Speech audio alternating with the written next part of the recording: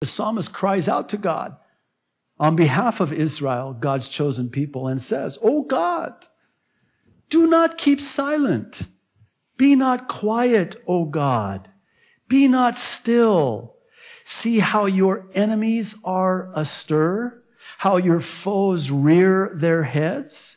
With cunning they conspire against your people. They plot against those you cherish.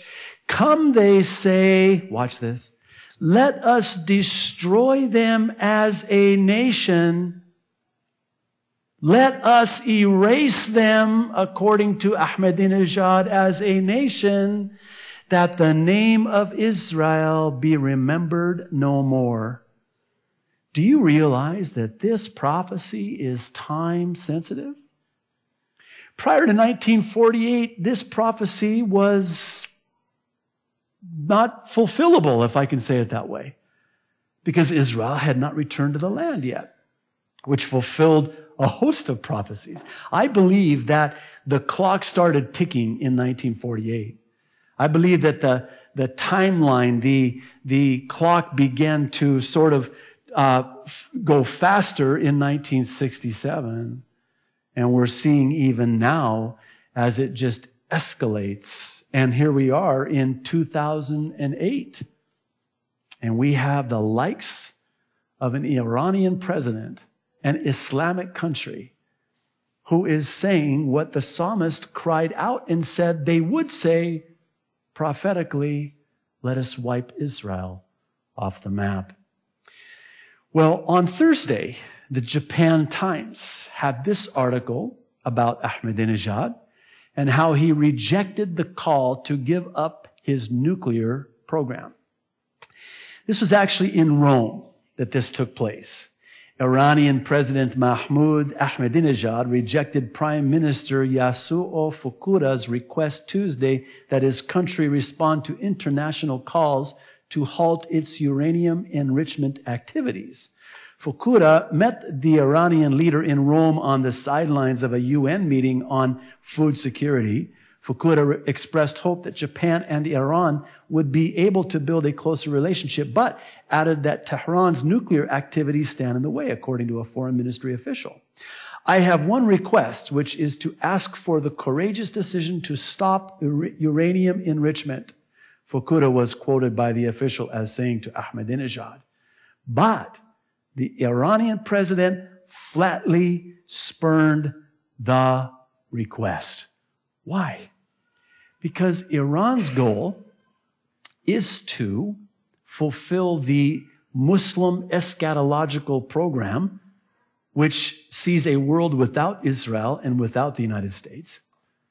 And in order to achieve this goal, which Ahmadinejad believes he's been called and even commissioned to do, to usher in the 12th Imam, which some believe will be the Antichrist, actually, who, by the way, according to Islam beliefs, Muslim beliefs, rules for 7 years. What a coincidence. 7 years. Not 8, not 6, 7 years. Yes. How about that? Isn't that special? Anyway, so he arrives on the scene, and Mahmoud Ahmadinejad's life mission is to usher in this coming Muslim Messiah, as he's called. Now, nuclear armament, nuclear weaponry, a nuclear attack is part of the plan. Do you realize that there are at least a couple references in the scriptures that allude to, most Bible teachers believe, a nuclear exchange? The first of which is found in the prophecy by Zechariah, chapter 14, verses 12 through 15. He records, "This is the plague with which the Lord will strike all the nations that fought against Jerusalem."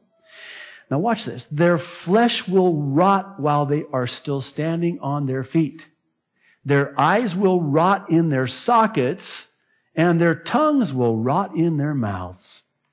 That is, most believe, a description of what happens to a human being in a nuclear attack. That's the effects of a nuclear radiation. Verse 13, and on that day men will be stricken by the Lord with great panic. Each man will seize the hand of another, and they will attack each other. Judah too will fight at Jerusalem. The wealth of all the surrounding nations will be collected, great quantities of gold and silver and clothing.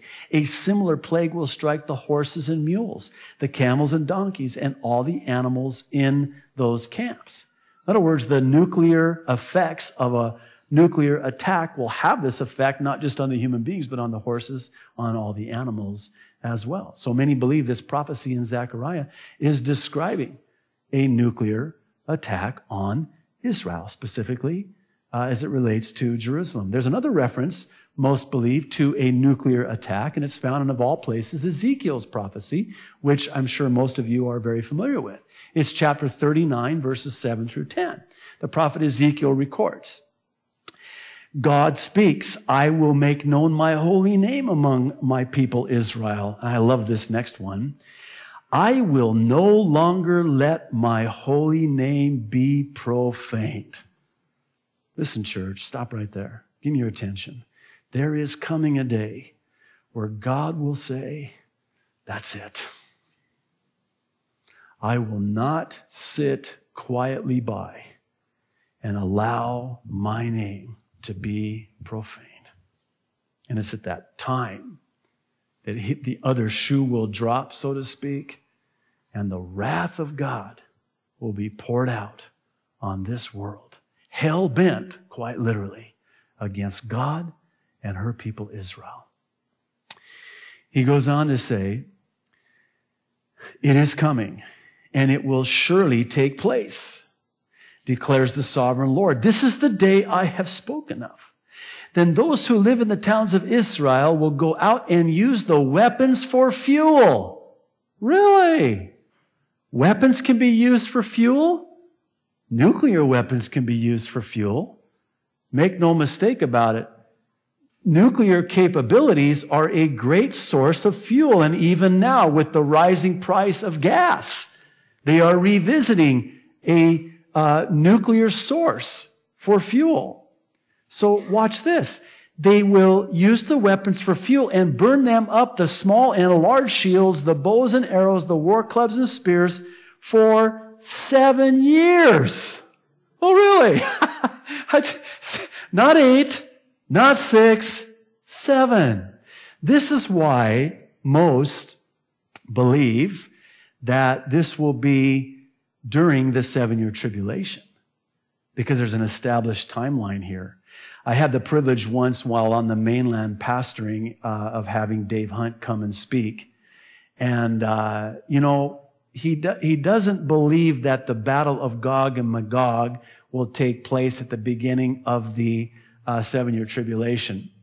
I happen to believe that, and we had a friendly discussion about it. And just agreed to disagree. But most believe that the battle of Gog, as described in Ezekiel 38 and here in 39, will take place at the beginning of the 7-year tribulation because of passages like this. I happen to believe, I'm not dogmatic about this, but I happen to believe that the attack on Israel that's described in Ezekiel 38 will take place either right before, right at, or immediately after the rapture of the church. And it will usher in then the Antichrist, who cannot be unveiled, be revealed until the church is removed. Again, that's 1 Thessalonians. So for 7 years, they will use them for fuel. They will not need to gather wood from the fields or cut it in from the forest, because they will use the weapons for fuel 3 times. This is the nuclear capability to be used for fuel. And they will plunder those who plundered them and loot those who looted them, declares the sovereign Lord. Okay, so we got Ahmadinejad this last week saying, I envision a world without Israel and without the U.S. We want to erase them from the existence as a nation from the earth. Okay, thank you very much. Then we understand that Japan is urging Iran to cease their uranium enrichment program for the sake of the nuclear weaponry. It's not good to have nuclear power in the hands of someone like a Mahmoud Ahmadinejad, if you know what I mean. And Israel thinks so too, by the way.